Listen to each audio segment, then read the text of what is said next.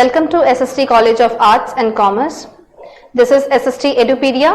Myself, Lindsay Johnson. Today we are going to start with a new topic, that is There is Another Sky. Let us see. Now this poem has been written by Emily Dickinson. Let us see who she is. Emily Dickinson, she lived for 55 years, around 55 to 53 years. She is an American poet of the 19th century. ये American poet थी. She lived a lonely life. Most of her poems are motivational and philosophical. इनके जो ज़्यादा से ज़्यादा poem थे वो ज़्यादा मोटिवेशनल भी थे एंड फिलोसॉफिकल भी थे. फिलोसॉफिकल मतलब कुछ बड़ा चढ़ा के बोलना एंड मोटिवेशनल किसी को इंस्पायर करना, वैसे टाइप के पोएम्स थे इनके. और ये एकदम अकेला सा लाइफ जीती थी.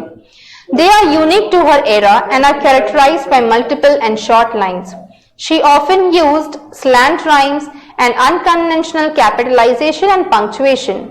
Her poems are the psalms and hymns of life in all its shades. इनके जो poems है ये एक psalms जैसे होते हैं या एक hymns जैसे होते हैं. Psalms का P silent है, इसे हम pronounce करेंगे psalms. P silent है. Psalms in the sense, psalms का meaning होता है praising God. एक कुछ गाना जो भगवान को प्रेज कर रहे हैं, गॉड को. And hymns, it is the song, worship songs which we sing for God. तो उनके सारे पोएम्स ऐसे लगते थे जो जैसे कि वो कोई साम्स हो या कोई हिम्स हो. There is another sky is an inspirational poem with a message of never say die. ये जो पोएम है एक ऐसा इंस्पिरेशनल पोएम है जिसमें एक मैसेज मिलता है कि कभी भी मरना नहीं है, मतलब कभी भी गिव अप नहीं करना है. नेवर से डाई का यहाँ पे मतलब है टू नेवर गिव अप. कुछ भी अपॉर्चुनिटी आए लाइफ में, कुछ भी सिचुएशन आए, आपको कभी भी अपॉर्चुनिटी को छोड़ना नहीं है. उसे it is a Petrarchan sonnet with octave and sestet. The poet is communicating to her brother through a letter. अब ये पेट्रार्कन सोनेट क्या होता है? पेट्रार्कन सोनेट एक ऐसा पोएम है जिसमें 14 लाइन्स होते हैं टोटल, जिसमें फर्स्ट स्टांजा जो है वो होते हैं 8 लाइन्स के. उसे हम ऑक्टेव कहते हैं, ऑक्टेव. और बाकी की जो 6 लाइन्स हैं उसे हम सेस्टेट कहते हैं. ठीक है, वो होते हैं बाकी 6 लाइन्स के. और यहां पर ये पोएम के थ्रू एमिली डिकिंसन अपने ब्रदर से कॉन्वर्सेशन कर रहे हैं, बातचीत कर रहे हैं एक लेटर के through. She encourages her brother not to get depressed under any circumstances and pleads with him to return home. तो वो अपने ब्रदर को इस लेटर के थ्रू क्या कह रही है? ये बोल रही है कि आपको लाइफ में कुछ भी सिचुएशन आए, कितना भी कुछ भी डिफिकल्टी आए, आप डिप्रेस मत होइएगा. Never get depressed in any of the circumstances. And she asks him, she pleads him to come and return to her home. अपने घर पे वो उसे बुला रही है. Life is full of challenges. और लाइफ क्या है? एकदम ही चैलेंजेस है. हम सबके लाइफ में भी काफी ज्यादा चैलेंजेस आते हैं. कभी अच्छा दिन जाता है, कभी बहुत ही बुरा दिन जाता है. There are ups and downs in our life, but still हमें उसमें हार नहीं मानना है. We have to work hard, we have to move on. One can tackle the challenges with a positive attitude. और एक पर्सन अपने लाइफ के सिचुएशंस को, डिफिकल्टीज को बहुत ही पॉजिटिव एटीट्यूड से सॉल्व करके बाहर आ सकते हैं. The poem ends on an optimistic note. एकदम पॉजिटिव नोट के थ्रू ये पोएम भी एंड होता है.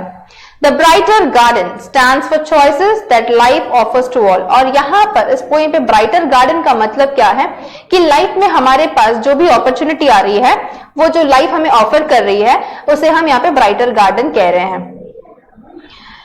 Now ये जो पोएम है There is Another Sky, ये नाम ही सुन के आपको पता चलता है कि अनदर स्काई. हमारे पास अनदर स्काई तो नहीं है, but still the name says there is another sky. मतलब कुछ नया है, कुछ दूसरी स्काई है, कुछ अलग दूसरा आसमान है.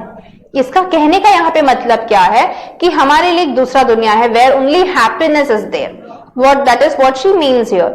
There is another sky, ever serene and fair. तो वो बोल रही है कि यहाँ पर जो स्काई है, जो मैं यहाँ पे जहाँ पे रह रही हूँ, वहां पे जो स्काई है बहुत ही सीरीन एंड फेयर है. सीरीन का मतलब वेरी पीसफुल, एकदम पीसफुल है. And fair in the sense यहाँ पे गोरापन नहीं, but it is denoting beautiful, beautiness. तो यहाँ पे जो स्काई है जहाँ पे हम रह रहे, जहाँ पे मैं रह रही हूँ, it is very peaceful and it is very beautiful. And there is another sunshine, though it be darkness there. भले ही यहाँ पे अगर डार्कनेस आए भी, बट फिर से एक नई शुरुआत होती है, एक नया रोशनी, एक नया उमंग सा वापस आता है, एक नया होप है हमारे पास। Never mind faded forest Austin, never mind silent fields, here is a little forest whose leaf is evergreen। तो वो कह रही है ऑस्टिन, ऑस्टिन कौन है? उनके ब्रदर, उनके जो छोटे भाई यंगर ब्रदर है, उनका नाम है ऑस्टिन। तो वो से कह रही है लाइफ में कभी भी डिफिकल्टीज आए, हार नहीं मानना, उदास नहीं होना है। नेवर माइंड फेडेड फॉरेस्ट, यहाँ पे वो faded forest, forest in the sense जो जंगल है, वहां पर फेडेड हो गया, एकदम शांति सा, बिल्कुल भी मायूसी पूरे छाई हुई है, फेडेड फॉरेस्ट। तो एक्चुअल में कोई फॉरेस्ट फेडेड नहीं होता, बट वो कंपेयर कर रही है फॉरेस्ट को अपने लाइफ के साथ, शी इज कंपेयरिंग इट, ठीक है। तो वो बोल रही है कि आपको कभी भी उदास नहीं रहना है, साइलेंट फील्ड जैसा एकदम शांति सा नहीं होना है, आपको आगे और बढ़ना है। Here is a little forest whose leaf is evergreen।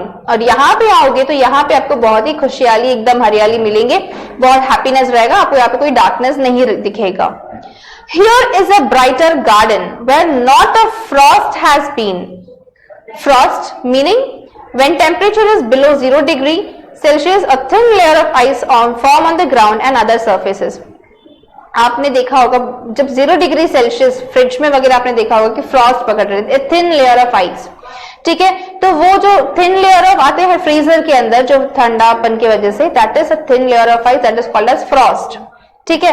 तो वहां पे फ्रॉस्ट भी नहीं है, वो कह रही है हमारे जो गार्डन है जहां पे मैं रहती हूँ उस गार्डन पे कहीं भी फ्रॉस्ट नहीं है, मतलब कुछ रुका हुआ नहीं है, it is always happy going.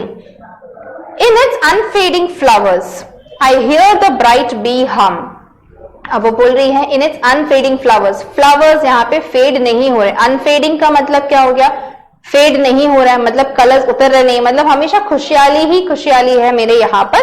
तो मगर यहाँ पे आप आओगे तो I hear the bright bee hum, मतलब यहाँ पे इतनी ज्यादा खुशहाली है, हमारे यहाँ पे इतना अच्छा फॉरेस्ट है, ग्रीनरी है कि वहां पे बीज भी आकर क्या कर रहे हैं? हम कर रहे हैं, मतलब साउंडिंग कर रहे हैं, बीज आके बीज की साउंडिंग कर रहे हैं वहां पर, ताकि मतलब वो कहना चाहती है कि यहाँ पे इतना खुशहाली, इतनी अच्छी एक्टिविटीज हो रहे हैं, यहाँ पे नेचर भी हमें सपोर्ट कर रहे हैं, ऐसा वो कहना चाह रही है।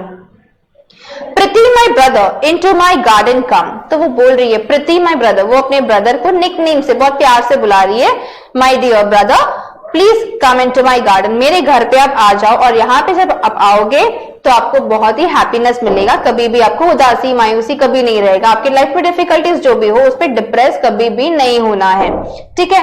तो वो बोल रही है यहाँ पर कि जहां पर आप रह रहे हो, दोनों Austin and Emily both are living in different places, तो इसीलिए वो लेटर लिख के अपने भाई को, अपने ब्रदर ऑस्टिन को बुला रही है अपने घर पे, ताकि कोई भी वहां पे उसे कोई डिफिकल्टी नहीं हो और हमेशा हैप्पीली वो यहाँ पे रहे। सो इन दिस एंटायर पोएम वो यही कहना चाहती कि लाइफ में कुछ डिप्रेशन आए, आप आगे बढ़ते रहना, कभी भी वहां पे रुक मत जाना, कभी मायूसी मत होना। नाउ हियर आप देख सकते हैं I hear the bright bee hum, grammar part देखा जाएगा तो यहाँ पे I hear the bright bee hum में एलिट्रेशन यहाँ पे आपको दिखेगा, बिकॉज बी रिपीट हो रहा है, ठीक है। तो बी रिपीट हो रहा है, that is alliteration. Now into my garden come, हम जब भी नॉर्मली बात करते हैं कम इनटू माय गार्डन ऐसे कहते हैं, बट यहाँ पे कैसा है? उल्टा करके बताया हुआ, दैट इज इनवर्शन, ठीक है। यहाँ पे इनवर्शन यूज किया, that is into my garden come. So this beautiful poem was quoted by Emily Dickinson। I hope you have understood the poem. Thank you.